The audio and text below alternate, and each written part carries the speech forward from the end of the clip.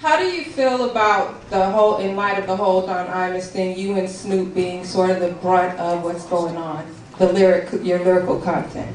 I really don't feel, it's not really a tragedy to me that that's happening. You know what I mean? Like, I think for a moment that a lot of people forgot that our country's at war, and they'll point to usage of content and music like hip hop and say it's the problem. Maybe it influences violence on some levels, and not point to the actual films that are released that have the similar content and has image and sound that is definitely more impressionable than just sound. And I personally believe on every level that it's easier to attack a individual than it is to go after a corporation. So they point to specific hip hop artists to go after, opposed to going after Paramount or Columbia Pictures. It's a tougher fight, man. They're corporate attorneys, they beast, you know what I mean? So I look at, in every situation there's gonna be some new obstacles that form in front of you. Like growing up without finances, I felt like finances would be the answer to all my problems, and now I realize that there will always be something new. I don't know if that answers your question to your satisfaction. It doesn't. Thank you, June 26th, Curtis. Curtis, over here, Curtis, over here, it matters.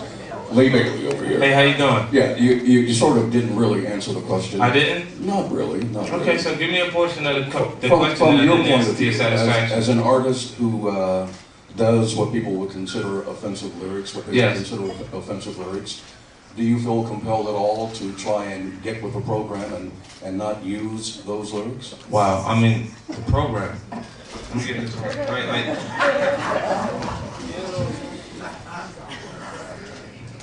Okay.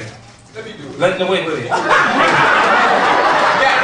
president, they want to tell, are you familiar with politics? Absolutely. So you familiar with the president's #2 man? Mm-hmm. And you familiar with him resigning based on him using maybe what we call a dating service? Maybe he's hanging out with hoes that we mentioned in the music. That makes you, if that doesn't make you aware of a situation that exists. I mean, sure, the music is a mirror, and hip-hop's a reflection of the environment that we grew up in. It's the harsh realities that end up in the music. If I ask you to paint a picture of the American flag and not use the color red, you're gonna have a difficult time.